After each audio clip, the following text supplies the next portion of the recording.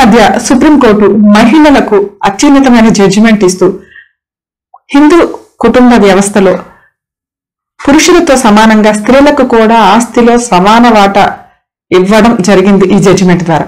అంటే చాలా మందికి డౌట్ ఉంటుంది, ఈ సుప్రీంకోర్టు జడ్జిమెంట్ వల్లే ఈ రోజున స్త్రీలకు పురుషులతో సమానంగా ఆస్తి హక్కులో వాటా వచ్చింది అంటూ ఆశ్చర్యపోతూ ఉంటారు. ఇది ఈ రోజు వచ్చింది కాదు. ఆ కేసులో సుప్రీంకోర్టు మహిళలకు కూడా వాళ్ళ కొడుకులతో సమానంగా ఆ సిస్టర్స్ ఎవరైతే డాటర్స్ ఉన్నారో వాళ్ళకి ఈక్వల్ షేర్స్ ఉన్నాయి అనేది ఒక కేసులో జడ్జిమెంట్ ఇచ్చింది. ఈ మధ్య మనం చూస్తున్నాం, ఏదైనా సుప్రీంకోర్టు ఒక జడ్జిమెంట్ ఇవ్వగానే ఆ చట్టంతో సంబంధం లేకుండా ఆ కేసు చట్టం మొత్తానికి ఇంప్లిమెంట్ అవుతుంది అన్నట్లుగా మనం న్యూస్ ఛానల్స్ లో చూడడం లేదా సోషల్ మీడియాలో చూడడం అనేది జరుగుతుంది. స్త్రీలకి ఆస్తిలో వాటా సమాన వాటా కొడుకులతో సమానంగా ఈ ఆగస్టు 11th 12th లో సుప్రీంకోర్టు ఇచ్చిన జడ్జిమెంట్ వల్లే వచ్చిందా, అంతకు ముందు కూడా ఉందా? దీని గురించి మనం ఇప్పుడు తెలుసుకుందాం. యాక్చువల్ గా మొదట్లో స్త్రీలకి ఆస్తిలో వాటా లేదు, కానీ 1935లో వితంతు మహిళలు ఎవరైతే ఉంటారో వాళ్ళకి ఆస్తిలో వాటా కల్పిస్తూ 1935లో ఒక చట్టం ఉండేది మనకి. సో ఆ తర్వాత రాజకీయ పరిణామాల వల్ల ప్రొసీడింగ్స్ లో మహిళలకు కూడా అది శాలరీస్ లో కానివ్వండి, పనిలో కానివ్వండి, ఎడ్యుకేషన్ లో కానివ్వండి, ఇట్లా కొంత వాళ్ళకి ఇంపార్టెన్స్ ఇస్తూ వచ్చి 1985లో తెలుగు రాష్ట్రాలకి సంబంధించిన స్టేట్ లో అప్పుడు సీఎం గా ఉన్న రామారావు గారు ఒక సెన్సేషనల్ లోకల్ లాని తీసుకురావడం జరిగింది. అంటే దాన్ని స్టేట్ లా అంటారు, ఆ స్టేట్ కి మాత్రమే అది వర్తించేలాగా. సో అప్పుడు 1985 తర్వాత వివాహమైన లేదా 1985కి వివాహం కాని స్త్రీలు ఎవరైతే ఉంటారో అవివాహిత స్త్రీలకి తండ్రి ఆస్తిలో నుంచి కొడుకులతో సమానంగా ఆస్తి ఇవ్వడం అనేది ఒక చట్టాన్ని తీసుకొచ్చారు. అంటే 1985లో బిఫోర్ మ్యారేజ్ అయిన మహిళలకు లేదు, ఆఫ్టర్ మ్యారేజ్ అయిన మహిళలు కానీ అప్పటికి మ్యారేజ్ అయిన మహిళలకు కానీ కొడుకులతో సమానంగా తండ్రి వాటాలో ఆస్తి హక్కు ఇవ్వడం జరిగింది. ఇలా సెంటర్ లో ఉన్న మన ఇండియాలో ఉన్న అన్ని స్టేట్లలోనూ ఇది ఉండేది కాదు. కేరళ, కర్ణాటక, మహారాష్ట్ర, మన తెలుగు రాష్ట్రాలు అప్పట్లో ఉమ్మడి ఆంధ్రప్రదేశ్ ఏదైతే ఉందో ఈ స్టేట్లకి మహిళలకు కొంత ఫెసిలిటీస్ ప్రొవైడ్ చేస్తూ ఆస్తి హక్కులు వాటా తీసుకొచ్చారు. తర్వాత అంటే కొన్ని స్టేట్లలో మహిళలకు వాటా ఉండి కొన్ని స్టేట్లలో లేక 1985 ముందు ఉండి తర్వాత లేక ఇంత కన్ఫ్యూజ్ లేకుండా ఉండడం కోసం అని చెప్పి 2005లో సెంట్రల్ గవర్నమెంట్ ఒక చట్టాన్ని మనకి ఉన్న హిందూ సక్సెషన్ యాక్ట్ 1956 ని చేంజ్ చేసింది, అమెండ్మెంట్ చేసింది, మార్పులు చేసింది. ఏంటది? 2005 అమెండ్మెంట్ ప్రకారం పురుషులతో సమానంగా స్త్రీలకి కూడా తండ్రి ఆస్తిలో వాటా ఉంది. సో ఇది అంటే ఆ రోజు నుంచి అంటే మ్యారేజ్ తో సంబంధం లేదు, ఎప్పుడు మ్యారేజ్ అయిందో సంబంధం లేదు, అప్పటికీ ఆస్తులేమీ మారకుండా ఉంటే తండ్రి ఆస్తిలో పురుషులతో సమానంగా స్త్రీలకు కూడా ఆస్తి హక్కు ఉంటుందని చట్టం తీసుకురావడం జరిగింది. ఇక సుప్రీంకోర్టు అదే పాయింట్ ని రీసెంట్ గా ఒక కేసులో జడ్జిమెంట్ ఇచ్చింది. 2005లోనే అమెండ్మెంట్ అయ్యింది. ఈ కేసులో మహిళలకు కూడా ఆస్తిలో వాటా ఉంది. అంటే ఆ కేసులో క్లారిటీ ఇచ్చారు. 2005లో అమెండ్మెంట్ జరిగింది, మీకు ఇంకా తెలియదా, పురుషులతో సమానంగా స్త్రీలకి ఆస్తి వాటా ఇవ్వడం జరుగుతుంది. సో వీళ్ళిద్దరు పిటిషనర్స్ ఎవరైతే ఉన్నారో వాళ్ళు ఎలిజిబుల్ అని. ఎవరు వీళ్ళు పిటిషనర్స్? ఎవరు? ఇద్దరు డాటర్స్ కర్ణాటకకి సంబంధించి సాగిట్స్ ఫ్యామిలీస్ లో వాళ్ళ ఫాదర్ కి సంబంధించిన ప్రాపర్టీని వాళ్ళ బ్రదర్స్ తో సమానంగా మాకు కూడా ఇవ్వండి అని ఇద్దరు సిస్టర్స్ 2002లో వాళ్ళ లోకల్ కోర్టులో ప్రాపర్టీ షేర్ కోసం కేసు ఫైల్ చేసుకోవడం జరిగింది. అక్కడ లోయర్ కోర్టులో వాళ్ళు ఓడిపోయారు, హైకోర్టుకు వెళ్లారు. హైకోర్టులో కూడా వాళ్ళకి అగైనెస్ట్ గానే జడ్జిమెంట్ వచ్చింది. తర్వాత సుప్రీంకోర్టుకు వెళ్లారు.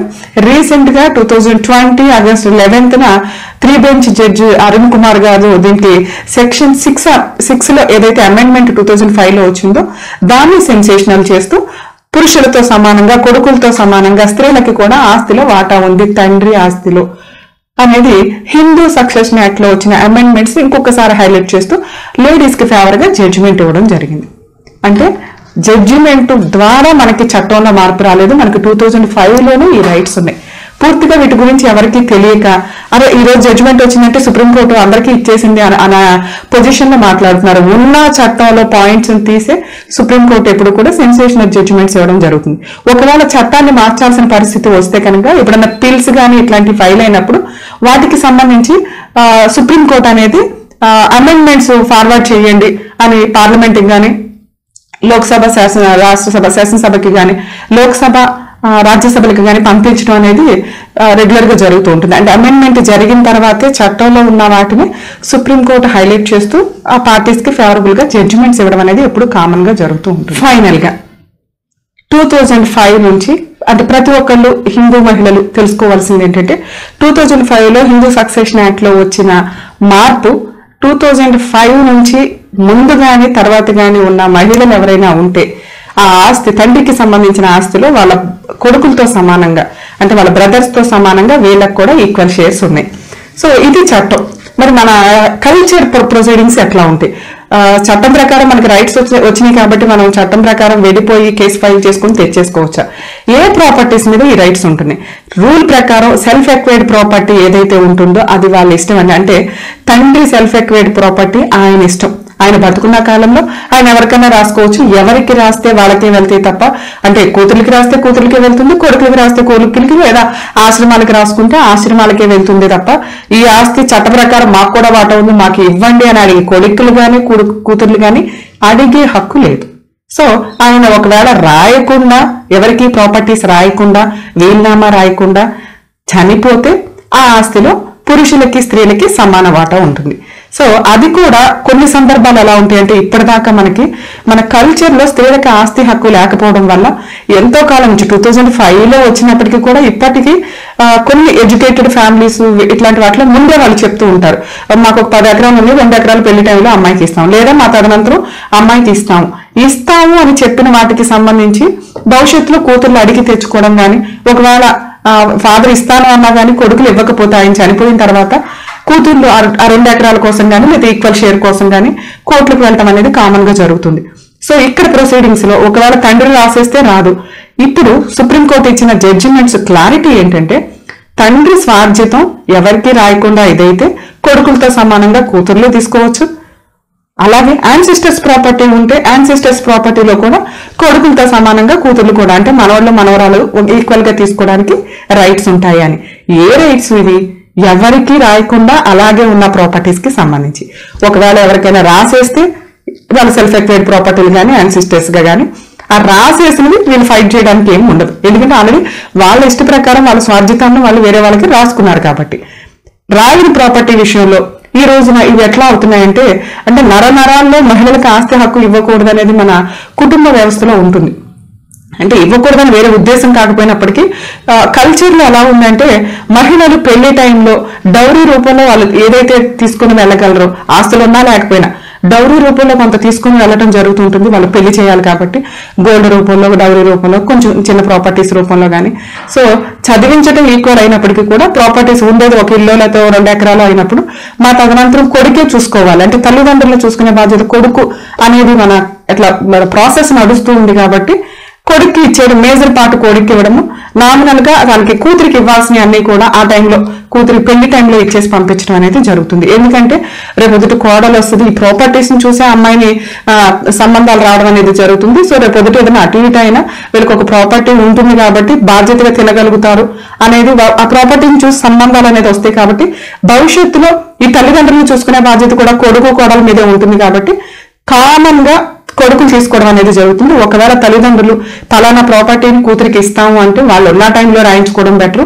లేదా వాళ్ళు ఎవరికి రాయకుండా ఏదన్నా అయితే రూల్ ప్రకారం ఈక్వల్ షేర్స్ వస్తాయి కానీ చట్టాన్ని దగ్గరికి వెళ్ళినప్పుడు ప్రాపర్టీ కేసులప్పుడు కూడా ఇయర్స్ నడుస్తూ ఉంటాయి. ఇప్పుడు ఈ సుప్రీంకోర్టు జడ్జిమెంట్ ఇచ్చిన కేసు కూడా 2002లో వాళ్ళు డాక్టర్స్ ఇద్దరు లోయర్ కోర్టులో వేస్తే వాళ్ళకి 2020లో జడ్జిమెంట్ ఫేవరబుల్ జడ్జిమెంట్ అనేది వచ్చింది. సో ఇన్ని సంవత్సరాల్లో కొన్ని సందర్భాల్లో అంటే నిజాయితీ లేకుండా ఈక్వల్ షేర్ కోసం కట్నం రూపంలో భారీగా తీసుకుని వెళ్ళిపోయి తర్వాత మళ్ళీ మహిళలు వచ్చేసి మాకు ప్రాపర్టీలో షేర్ కావాలి అంటూ బ్రదర్స్ మీద అప్పటిదాకా తల్లిదండ్రులు బ్రదర్స్ చూసుకొని ఉండడం కానీ లేదా కోడల వల్ల ఇబ్బందుల వల్ల తల్లిదండ్రులు బయటకు వచ్చేస్తే ఆ ప్రాపర్టీలు మాకు కూడా షేర్ ఇవ్వు తల్లిదండ్రులను చూడట్లేదు కదా అంటూ వీళ్ళు కోర్టులకు వెళ్లటం వల్ల పొజిషన్ లో వాళ్ళ మధ్య రిలేషన్స్ దెబ్బతినటము ఇవన్నీ కామన్ గా జరుగుతుంది. సో అదంతా వాళ్ళ కుటుంబంలో ఉన్న రిలేషన్స్ మీద పర్సనల్ విషయం అయినప్పటికీ చట్ట ప్రకారం పురుషులతో సమానంగా స్త్రీలకి ఆస్తి హక్కులో వాటా ఉంది. ఏదైతే ఆ తల్లిదండ్రులు ఎవరికి రాయకుండా చనిపోతారు అటువంటి ప్రాపర్టీలోనే కొడుకులతో సమానంగా కూతుర్లకి ఈక్వల్ షేర్స్ ఇస్తూ 2005లో మనకి అమెండ్మెంట్ వచ్చింది హిందూ సక్సెషన్ యాక్ట్ లో. దీనికి సంబంధించి అంటే మరి మిగతా మహిళలకు కూడా ఈ రైట్స్ ఉంటాయి, మిగతా రిలీజియన్స్ కి సంబంధించి. మన ఇది హిందూ సక్సెషన్ యాక్ట్ కి మాత్రమే సంబంధించండి. ముస్లిమ్స్ లాలో ఆ పర్సనల్ లాస్ వేరుగా ఉంటాయి, క్రిస్టియన్ లాలో ఆ పర్సనల్ లాస్ వేరుగా ఉంటాయి. సో ఇది హిందూ సక్సెషన్ యాక్ట్ కి సంబంధించిన జడ్జిమెంట్ సపోర్ట్ చేసింది 2005 లో వచ్చిన amendment. Don't forget to like, subscribe and share the videos.